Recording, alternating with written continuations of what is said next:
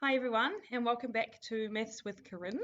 I hope you're all well. Obviously with the announcement last night, things might be a bit uncertain for some of you, but hopefully you're all doing well. These sessions will continue to run no matter what happens. I'm running them from home, so you'll still be able to see the Maths with Kirin streams, even if we go into a stricter lockdown. So today we're looking at factorizing, and like the last two videos, this is another skill that you'll use a lot, but you won't use it often just by itself. Factorizing is used lots of times in solving equations, so when we start to look at that next week, then you'll see the skill. So today I'm going to run through quite a few examples with you. I've got 12 to go through, and then I've got one exam question that I found that just uses a factorizing skill. So as I just said, it doesn't come up in your exam by itself very often, but if it does, like expanding, it won't tell you you need to factorize. You'll need to deduce that based on the question and the context that the question is asking about. Cool. So if we get straight to it, factorizing, we call it factorizing because we're trying to find the factors. So factors are things that multiply together to give us something. So the factors of 12, for example, are 1, 2, 3, 4, 6, and 12. And so in algebra, when we are factorizing, we are finding the 2, 3, or however many factors there are of an expression. Okay, so at level 1, you'll be looking most of the time for 2 factors. Okay, but sometimes we might be able to find 3 if we have a common factor and a quadratic. So that's why it's called factorizing. We want to find the factors, and so it means that we typically use brackets when we're looking at things in algebra. So the first thing you want to do, no matter what expression you have, you want to look for a common factor. Now that could be a variable, so it could be a letter, or it could be a number, or it could be a combination of those. So you want to look for a common factor across all terms in the expression, and if there is one, we want to take that out first and leave that out in front, and then we can see if we can factorize what's remaining. We also want to take note of whether we have a quadratic or not, because that might determine whether we need 2 brackets or whether we are just going to have 1 bracket with a common factor out in front. That's pretty much it. So I'll run through these 12 examples. If you have questions, just ask. I'll do my best to see them as they come through and answer them for you. Otherwise, I'll just keep trucking along and we'll see how we go. So for my first example, we've got 21x squared y to the power of 7 minus 18x to the power of 3 y to the power of 2. So looking for that common factor, if we take the numbers first, we've got 21 and 18. So 3 looks like it might be the highest common factor. 6 won't go into 21, 7 won't go into 18, and 9 won't go into 21. So our highest common factor for the number side is a 3, and then we can take the x terms. We've got an x squared and an x cubed, so that means we have at least an x squared in both expressions, and we have a y to the power of 7 and a y to the power of 2. So in both terms, we have at least a y squared, so that can come out in front. And then we need to figure out what we're multiplying this by to get this first term. So 3 times 7 will give us 21. X squared we've already got, so we don't need to add any x terms to this first part here. And then we've got y squared. We need to get y to the power of 7, so we need to multiply that by y to the power of 5. Minus 3 times 6 will give us 18. X squared, we need an x cubed, so we need to multiply that by an x. And then we've got y squared, and we want y squared, so that's all we need. Okay, and then we just want to check that in these brackets we don't have any more common factors that we've left out by mistake, and we don't. So that's as simplified as we can get for that first question. For question number 2, looking for that common factor, we've got an x in these first 2 terms, but not the last one, and we've got coefficients of 1 here, so we don't have any common factors we can bring out in front. We do have a quadratic. We know it's a quadratic because the highest power of x is a 2. Okay, so that's the definition of a quadratic. When you have an expression and the highest power of x is a 2, we call that a quadratic expression. So we're going to factorize this into 2 sets of brackets. You'll remember when we looked at expanding, and I'm just going to do a wee side note here. When we looked at expanding, we were going x times x to give us x squared. The outside terms 6x, the inside terms and then the outside terms. Okay, so this 18 came from multiplying our 3 and our 6. And then when we simplified this, 6x plus 3x to get 9x, we got that from 3 times x and 6 times x. But you'll notice that we're adding those together. So 3 plus 6 is where our 9 came from. Technically 3x plus 6x. All right, so when we're going backwards, okay, so when we're going from x squared plus 9x plus 18 and we want to put it back in brackets, we know that the two numbers we have here need to multiply to give us 18, but they also need to add to give us 9. Okay, and there's only one set of numbers that will multiply to 18 and add to give us 9, and so those are the two that we need to put in the brackets. So for here, we want two numbers that multiply to give us negative 12. So multiply to negative 12, and they need to add to negative 1. That's the coefficient in front of this x term. So you can think of your factors of 12. You've got 6 and 2. You've got 3 and 4. You've got 12 and 1. And then we want to think about what ones can we use to get this negative 1. We know that one of them has to be negative, because if I'm multiplying two things together to get negative 12, one of them has to be negative. So we already know that. And we want to think about how we're going to get 1. Well, 6 and 2 won't work. That's never going to give us 1. 12 and 1 won't work, but 3 and 4 do. Okay, so the next thing you need to decide is which one has the negative sign. If we've got a negative x here, then the bigger number needs to be negative. So we're going to have an x minus 4 and an x plus 3. Okay, and if you're not sure, then you can always expand and double check. So when you expand and you simplify, you should end up with x squared minus x minus 12. Okay, so in level 1, the MCAT, it's unlikely that you won't have a coefficient of x squared. So all of the expressions that you'll be expected to factorize, or at least most of them, you'll have a number in front of this x squared that we'll have to deal with as well. So it won't be quite as straightforward as this, but that was just a good refresher in case you haven't done your factorizing for a little while. So moving on to our next example. So this one here, we don't have a common factor because 7 isn't divided by 2 and we have no x here. You'll notice we have a 2 in front of the x squared. So when we factorize, we still need two numbers that are going to multiply to give us 6. That doesn't change, but we're going to have a 2x in one of our brackets, because the only way to get 2x squared is to have a 2x multiplied by an x. So that means that when we're expanding, whatever number we put in this space here is actually going to be doubled, because it will be multiplied by this 2x here. So the numbers that we choose won't add to 7 by themselves. So if we think of our factors of 6, we've got 1 and 6, and we've got 2 and 3, and that's it. So we just need to play around with these a little bit in order to get our 7, remembering that whatever we put here is going to be doubled. So for example, if we just put 6 here and 1 here for argument's sake, and we know that they're both going to be positive because we've got both positive terms here, this would become 12x plus x. That would give us 13x. That's not 7. That's not going to work.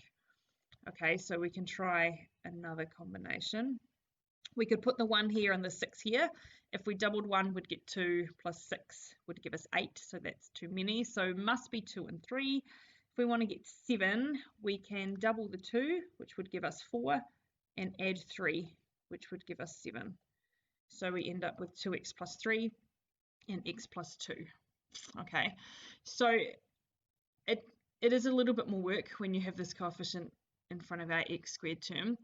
One of either this coefficient of x squared or the constant at the end is supposed to be prime.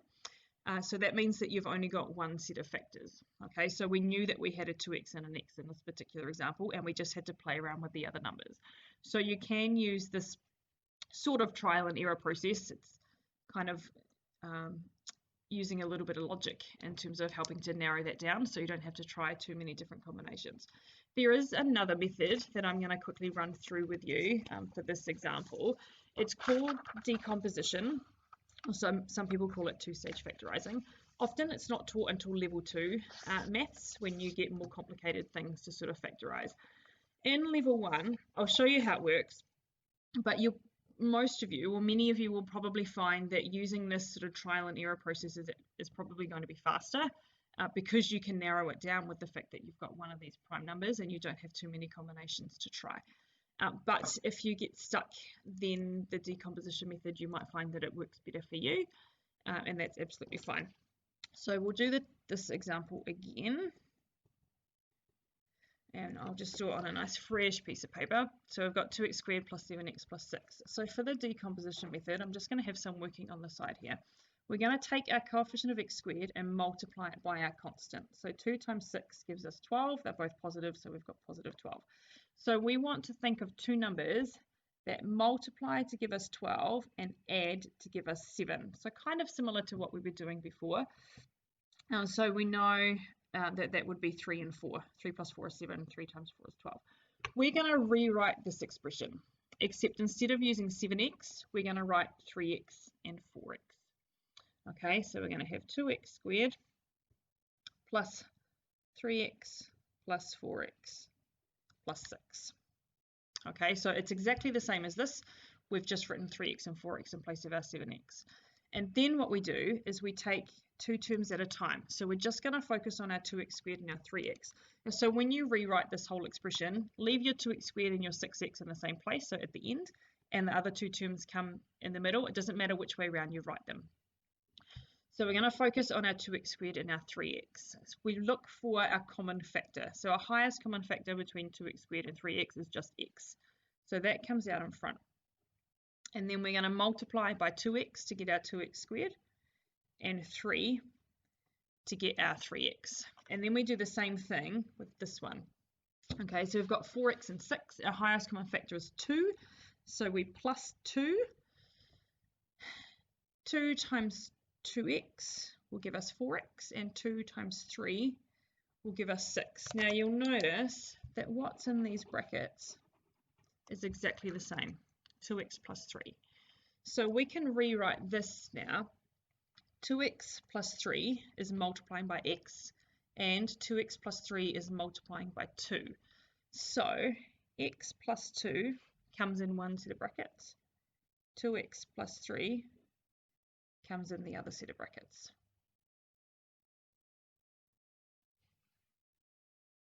Which is exactly the same as what we had before. Okay, so there are a few steps to this, which is why I said for many of you, you might find just the trial and error process will be faster, but it is a method that might be useful for some of you, so I thought I would go through it. Okay, as we look at some other examples, I can do another couple both ways, just so you can get a little bit more familiar with both of those methods, and you can have one that you choose that's going to work best for you. So question number 4, we've got 3x squared plus 12x. So looking again for that common factor first. Even though it is a quadratic, we still want to look for that common factor first. So we've got a 3 and an x as a common factor. So that can come out in front, which means we'll be left with x plus 4. There are no more common factors. In fact, that's as factorized as we can get. So first factor is 3x, and our second factor is x plus 4. That's it. So this is a quadratic, but it will only factorize into one bracket, and that's because we don't have that constant term at the end. Okay, so again, just make sure you look out for that common factor. Pull that out first, and then we can go from there. For question 5, 4x squared plus 32x plus 60. So another quadratic, we've got 3 terms. We do have a common factor of 4, so I'm going to pull that out in front first because it's probably going to make factorizing so much easier. So we have x squared plus 8x plus 15. Okay, so this is a lot easier to factorize. We want numbers that multiply to 15 and add to 8, so it must be 5 and 3. The 4 stays out in front. We have an x plus 5 and an x plus 3. Doesn't matter if you write x plus 3 first, so long as you've got one bracket with an x plus 5 and one bracket with an x plus 3, and you're done. Again, if you're not sure, expand it all out and just make sure that you get back to what you started with. Okay, question 6, no common factor, so we need to factorize just into 2 brackets. We've got a 3, so again, we know that we're going to have a 3x in one bracket and an x in the other, which means that whatever goes here is going to be multiplied by 3. So we still want numbers that multiply to give us -8. So we could have 4 and 2 or 8 and 1. We want to get negative 10, remembering that whatever's going to go in here is going to be multiplied by 3. So one of them will have to be negative and one of the numbers will be positive because we're multiplying to negative 8. So if we just sort of play around with some numbers, so let's say we put a 2 here and our 4 here. 3 times 2 is 6 and 4 is 10. We want to get negative 10. So can we get negative 10? No. We could have negative 6 minus 4 would give us negative 10, but then when we multiplied negative 4 and negative 2, we wouldn't get negative 8, we'd have positive 8, so that wouldn't work. Okay, so that's not going to work. Let's try something else. If we do it the other way around, 3 times 4 is 12, and then 2 would give us 14 if we're adding them. But because we want to get to negative 10, we're going to subtract 1. If we have 12, we could subtract 2 to get 10. So if we have positive 4 and negative 2, positive 12x minus 2x would give us positive 10x. So we're close, but we have our signs around the wrong way. 3x plus 2, x minus 4. Negative 12 plus 2 will give us to negative 10, and then positive 2 times a negative 4 gives us a negative 8. So now we've got it. 3x plus 2 and x plus 4. If you wanted to use that two-stage factorizing again, I can go through that quickly with you. So remember, we multiply the coefficient of the x squared by the constant. So 3 times negative 8 this time gives us negative 24. So we want two numbers that multiply to give us negative 24 and add to give us negative 10. I'm thinking 12 and 2, because if we have negative 12 plus 2, we would get negative 10, and negative 12 times 2 would give us negative 24. So now we rewrite this. 3x squared stays the same, but we make it negative 12x plus 2x, and the minus 8 stays in there. Okay, from here, take our first two terms. Highest common factor is going to be 3x this time, so 3x comes out in front of our brackets, and then x minus 4 to get our 3x squared minus 12x. And then our second pair, our highest common factor is positive. If we make it positive 2, then in the brackets we have x minus 4. Okay, so you'll see again, we've got x minus 4 and x minus 4, exactly the same. The signs are the same. So we know that 3x plus 2 is multiplying x minus 4, which is the same as what we had here. Okay, so 3x plus 2 and x minus 4.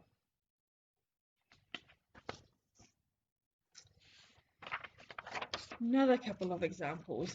Bear with me, I said there were lots of examples today. There's only one exam question, so once we've gotten through, there are 12 questions, so we're kind of halfway, and then the exam question, and then we'll be done. 4x squared minus 4x minus 3, no common factors. This time our prime number is the 3, so when we're putting our quadratic into brackets, we know that we have to have a 3 and a 1. 4x squared could either be 2x times 2x, or it could be 4x times x. Okay, and we're not sure which one yet, so again we just can kind of play around with them. If we try 2x and 2x, we want negative 3, so one of these has to be negative, and we want to get to negative 4. So if we went 2x times 3, we'd get 6, and then 1 times 2 would give us 2. So if we had a negative 6 and we added 2, then we would get to negative 4, and then 1 times negative 3 gives us negative 3. Okay, so that worked. Question 8, x squared minus 16, no common factor, looks like a quadratic, well, is a quadratic, the highest power of x is 2, no x term, so we still want to factorize into two brackets. We have no common factor, so we can't do anything else. We want two numbers that multiply to give us negative 16 and add to give us no x term, so essentially add to give us 0. So we can do that. We can use positive 4 and -4. So this is what they call a difference of two squares, because 16 is a square number and so is x squared. We end up with x plus 4 and x minus 4.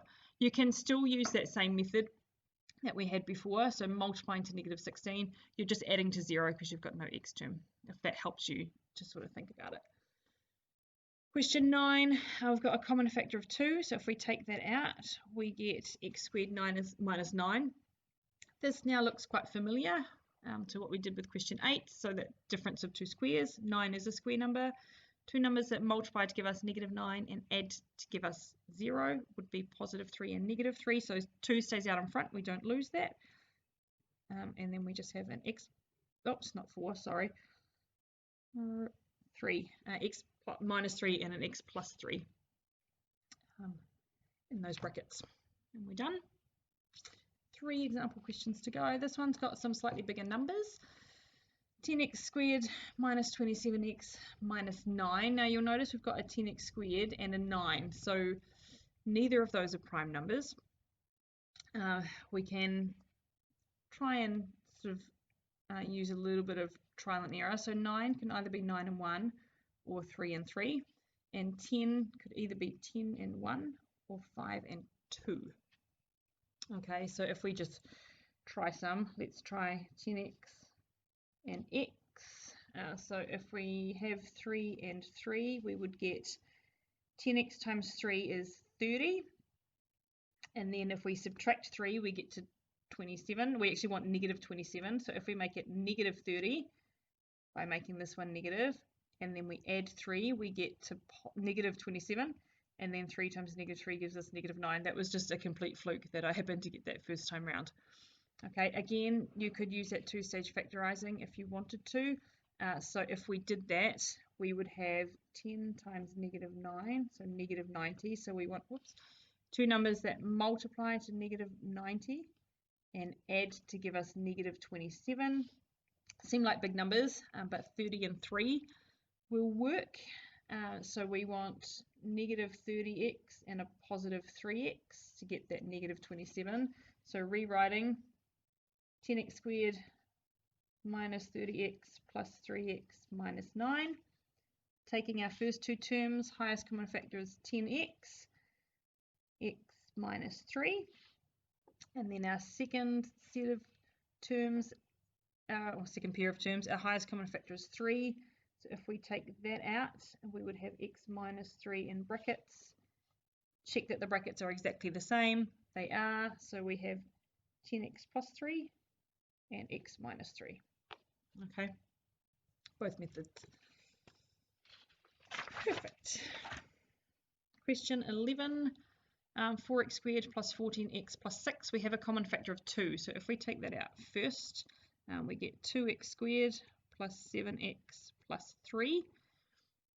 So this is prime and this is prime. So in this case, I would just use trial and error. It will be faster because we know we have to have a 2x and we know we have to have a 3 and a 1. We just need to play around with what order. So if we have a 3 here and a 1 here, we'd get 2 times 3 is 6 plus 1 is 7. If we did it the other way around, we'd have 2 times 1, which is only 2, plus 3 would only give us 5. All right, and they're all positive. So a prime number is a number that has exactly two factors, 1 and itself. So the first prime number is 2, and 2 is the only prime number that's also an even number. 3 is a prime number, 5 is a prime number, 7 is a prime number, 9 is not, because you can divide 9 by 3. Okay, so a prime number is just a number that can only be divided by 1 in itself, or only has two distinct factors, 1 and itself. So they're useful when we're doing factorizing like this because it just narrows down those options. Okay, for example, 12 has 1, 2, 3, 4, 6, and 12 as factors. It's got 6 different factors. It's quite a lot of numbers if you have to trial and error all of them. Cool. Question 12, the last one. Looking at kind of big numbers, we can use our trial and error process. First, So we know that 4x could either be 2x times 2x, or it could be 4x times x. And 49 could either be 49 and 1, or it could be 7 and 7. It's possible it's 49 and 1, but I'm going to start with 7 and 7 because we're trying to get 28 here. And if I multiply one of those numbers by 4, it seems unlikely that using a 49 or a 1, I'm going to be able to get to that 28. So if we start with 7 and 7, we know that we're multiplying two numbers to get positive 49, but we're adding them to get a negative. So that tells us that both of those numbers need to be negative. So we already know, well, that they're both negative. So if we're using 7s, we can put those in. So it's now a matter of whether we're using 2x and 2x or 4x and x. If neither of those work, then we look to using the 49 and the 1. So if we use 2x and 2x, we'll just throw those in and see what happens. 2x times negative 7 would give us negative 14x, and then negative 7 times 2x would give us negative 14x. So negative 14x minus 14x does give us that negative 28. So that's going to work. Okay, negative 7 times negative 7 is positive 49, and 2x times 2x is 4x squared. Okay, so we're done. If we want to use that other sort of decomposition method, we've got 4 times 49, which is 196. Do 4 times 50 and then just take 4 off. So 196, we want two numbers that multiply to give us 196 and technically have a difference, but we'll add to give us 28. So using this sort of trial and error method is probably going to be easier if you're not so confident in finding out all of your factors of 196 and then narrowing it down to the ones that will give us 28. In this case, we can use negative 14 and negative 14. They'll multiply to give us positive 196, and they add to give us negative 28. So when we rewrite, we get 4x squared minus 14x minus 14x plus 49. Taking our first two terms, our highest common factor is going to be 2x, and that'll be 7. No, it won't. It'll be 2x. That was close. Minus 7. I was a step ahead of myself. And then negative 14x and 49 has a common factor of 7. So if we take a positive 7 outside, what does that mean? Well, that means that we need a negative 2x and we need a positive 7. So if we do that, we've got 2x minus 7 here, but this is a negative 2x plus 7. They're not exactly the same. Close, but not the same. To fix that, we need to change this. So we still have our 2x and our 2x minus 7 here, but if we make this a negative 7, then we need to multiply that by positive 2x in order to get this negative 14x here. And we multiply it by negative 7 in order to get our positive 49 here. Okay, and now you'll see we've got 2x minus 7 and 2x minus 7. Okay, so we can split that, 2x minus 7 and 2x minus 7. Now, some of you might have noticed we've got 2x minus 7 and 2x minus 7. They're exactly the same things. In maths, if we're multiplying something by itself, we can simplify that as 2x minus 7 all squared, which is what we should have also done here. 2x minus 7 all squared is the most simplified answer. Okay. Ooh. So I'm going to go through an old exam question now, and then I know there are some people who want to go over some easier easier questions. So I'll see if I can drum some up. So I'll go through the previous exam question first, and then I'll see if I can find some more examples that we can go through. So this is from a 2017 paper A. So if you want to see another question that's very much like this but different numbers, then go and have a look at the 2017 paper from the second day, paper B. The question says the area of a rectangle can be represented by 3x squared plus 2x minus 40, and they're asking us to state the length and the width of the rectangle in terms of x. So if you have a rectangle, they're telling us that the area is equal to 3x squared plus 2x minus 40. Okay. We need to find the length and the width. Okay, so we know to find the area of a rectangle, we need to multiply the length and width together. So we're trying to find two things that multiply together to give this expression. So that means we need to find the factors. The factors of this expression, that means that we're factorizing it. So because we've got a 3x here, we must have a 3x and an x in front of our brackets. Okay, because that's the only way we can multiply two things to get 3x squared. We still need two numbers that are going to multiply to give us negative 40. So negative 40, we could have 4 and 10, 2 and 20, 1 and 40, 8 and 5. I think that might be all. Okay, so we've got 4 different pairs.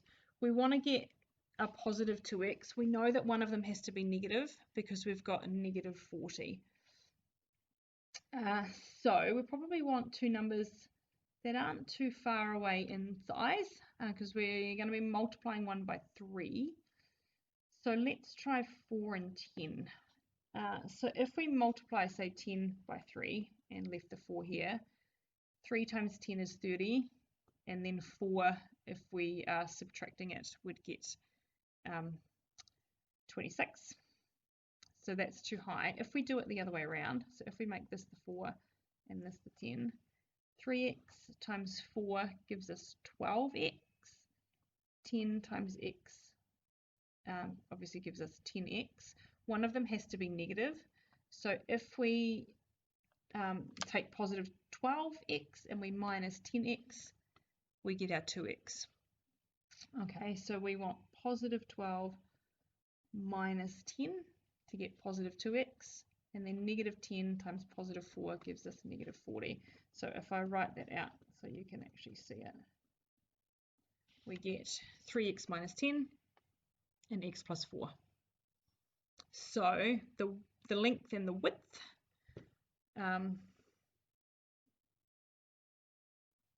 we don't actually know which one is the length and which one is the width, but that doesn't matter. So 3x minus 10 is 1 and x plus 4 is the other.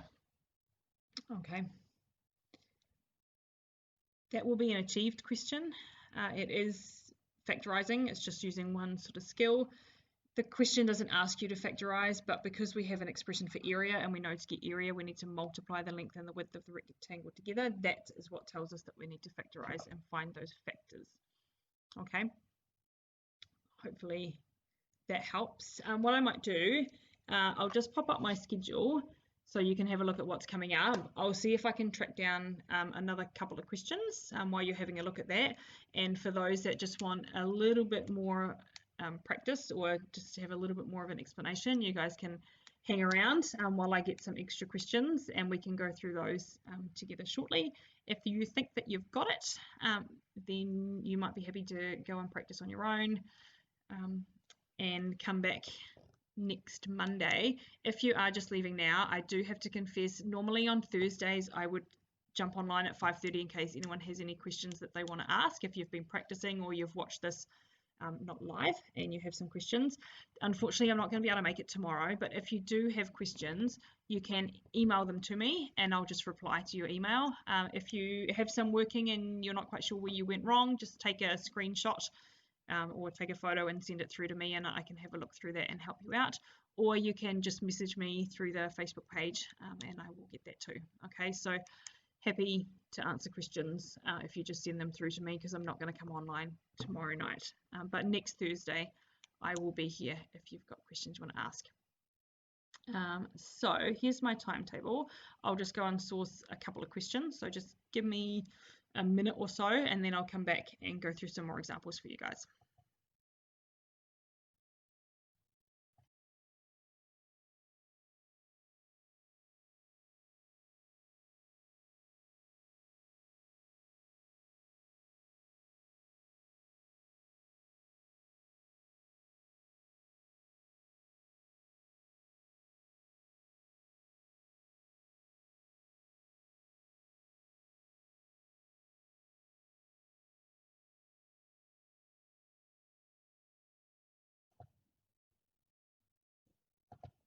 Okay, I'm back. I've hunted down 6 questions to go through with anyone that just wanted a little bit more time to kind of get your head around this.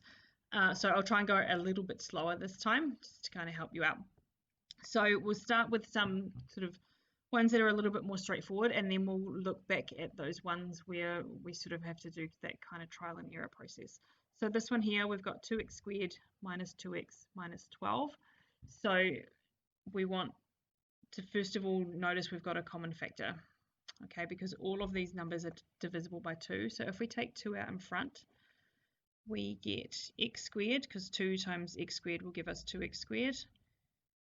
2 times negative x would give us negative 2x, and then 2 times negative 6 will give us negative 12. So the 2 stays out in front, so we're still multiplying everything by 2. We just need to factorize this. Okay, so for this, we've got no coefficient of x, which makes it much easier now. We want 2 numbers that multiply to give us negative 6 and add to give us negative 1. Okay, so we know that one of them has to be negative and one of them has to be positive, and we know that we have an x at the start of each bracket. So essentially we want 2 numbers that will multiply to give us 6 that have a difference of 1. So we're going to end up subtracting them. So 6 and 1 won't work, they have a difference of 5, but 3 and 2 will, because they have a difference of 1. So we know that we have a 3 and a 2. Doesn't matter which bracket you put your 3 and your 2 in, because we've got just an x in each bracket.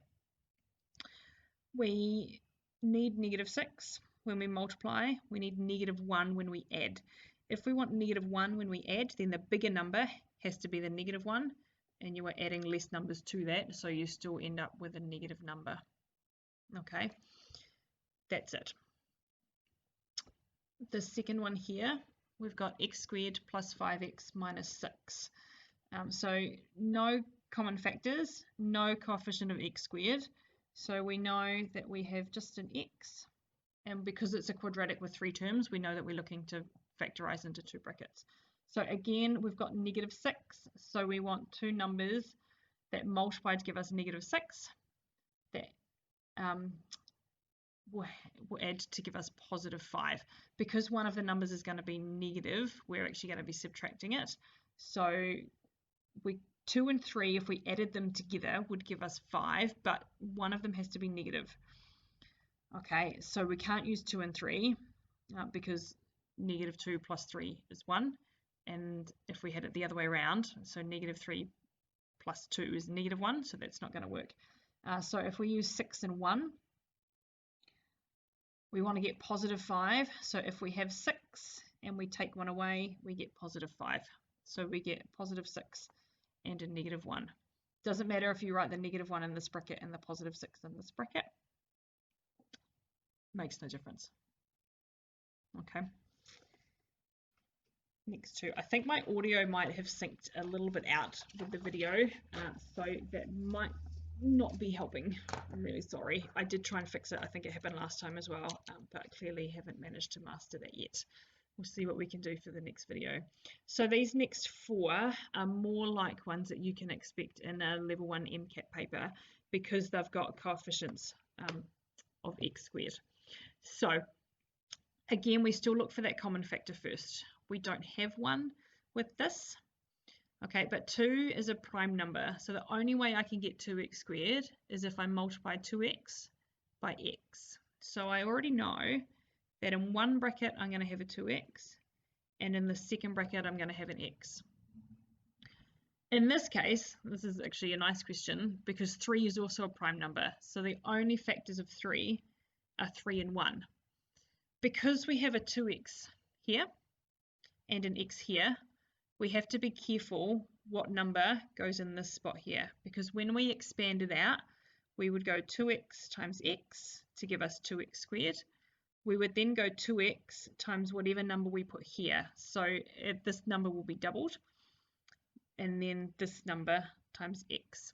Okay, so one number will be doubled and one number won't.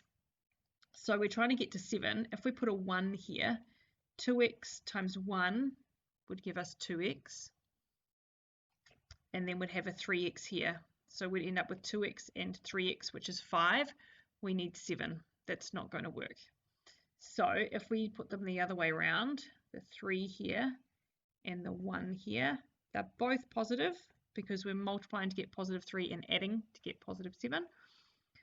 2x times 3x would give you 6x, and then 1 times x would give you x. 1 times 3 gives us the 3 at the end, and the 2x times x gives us the 2x squared. 6x plus x gives us 2x squared plus 7x plus 3, which is exactly what we had to start with. This one here, again, no common factor, but 5 is another prime number. So we know we've got 5x and an x because it's a quadratic, 3 terms, so we're factorizing into 2 brackets. 9, we could either use 3 times 3 to get 9, or we could use a 9 and a 1. Now, we're multiplying to get positive 9, but we're adding to get negative 18. So that tells me that both of the numbers that we put in here have to be negative. Because the only way to multiply two things and get a positive number is either they're both positive or they're both negative. So we know that they're both negative. If we try 3 and 3 first, let's just see what happens. So we can expand it out. We get 5x times x, which is 5x squared. 5x times negative 3 is negative 15x. Negative 3 times x is negative 3x. And then negative 3 times negative 3 is positive 9. 5x squared minus 15x minus 3x is minus 18x plus 9. Okay, so that worked, which means that is our correct factorization. Okay, if we had 9 and 1 in here, we wouldn't have gotten this 18x term. For this one here, 3x squared plus 17x plus 10, again, this is prime, so we know that we've got 3x and x. For 10, we could either use 10 times 1, or 5 and 2. These are both positive, positive 10, positive 17. So these are both positive numbers here. If we just use 10 and 1, for example, 10 and 1, we get, when we expand, 3x squared plus 3x plus 10x from here plus 10, which is 3x squared plus 13x plus 10. This is not 17, so that's not going to work. If we switch them around, so if we make 3x plus 1 and x plus 10, then when we expand, we'd get 3x squared plus 30, x plus 10. So that would give us 31x, so still doesn't work. So we must be using 5 and 2. We just have to figure out which way round. So 3x plus 5, x plus 2. Let's see what that gives us.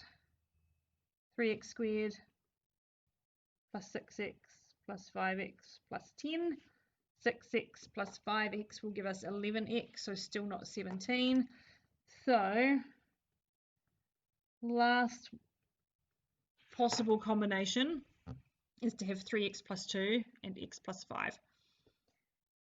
Expanding that out, we get 3x squared plus 15x plus 2x plus 10. Yay! 15x plus 2x gives us our 17x that we were after. So this is the right one. That's the one we want to use. 3x plus 2 and x plus 5. Okay, and this is the last example I've got. So 3x squared minus 10x minus 8.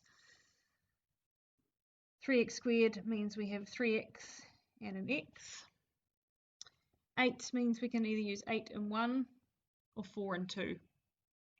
Okay, we want negative 8 and negative 10, so one of the numbers has to be negative and one of them has to be positive, and we need to find a difference of 10 in order to get them. So if we did 8 and 1, for example, then 3x times 1 is 3x, and 8x, there's no way to combine these to get negative 10x. It's not going to happen, so it can't be that.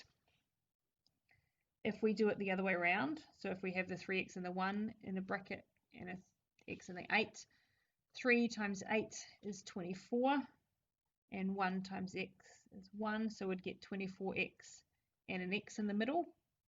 There's no way we can combine these to get our negative 10x either, so that's not going to work.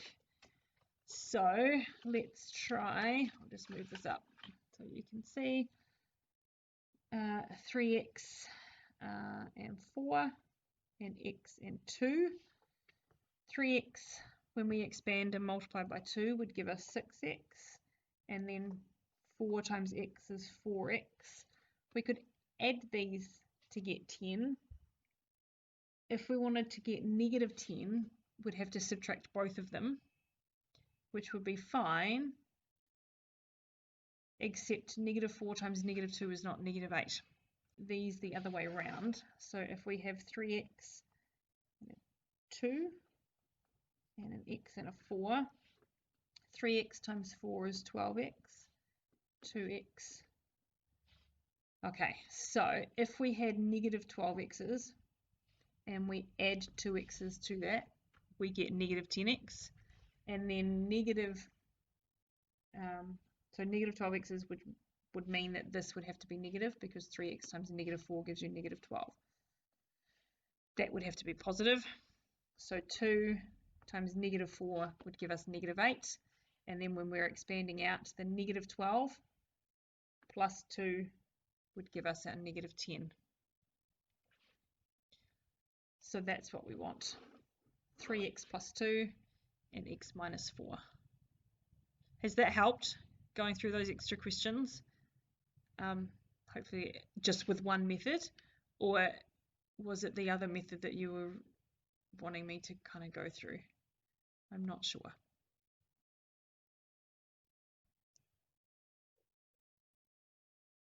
I'll just give you a couple of seconds.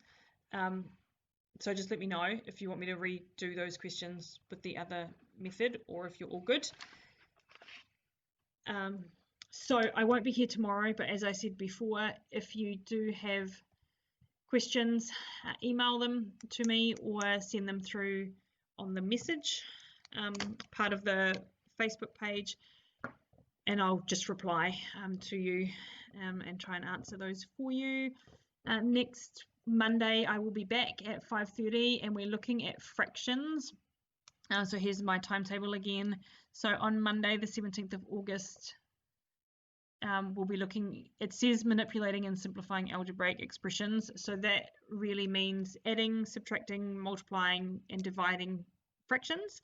And we'll also look at simplifying fractions, where we need to do some factorizing first. So we'll be utilizing the factorizing skills that we've looked at today in our session on Monday. And then next Wednesday, so this time next week, we're going to be solving equations. So we'll be utilizing the expanding, the factorizing and the simplifying that I did in that very first kind of trial video next Wednesday. So we'll start to combine some of these skills, and actually we'll be able to look through quite a few more sort of old exam questions when we can combine those skills. Perfect. So hope that was helpful. If you liked it, let me know that I'm on the right track, and I can sort of keep doing this sort of thing to help you guys out as much as possible. Share the page, let other people know that it's around, so that they can get some help too. Would be awesome. And take care out there. Hope to see you guys on Monday, and more than happy to answer any questions that you send through.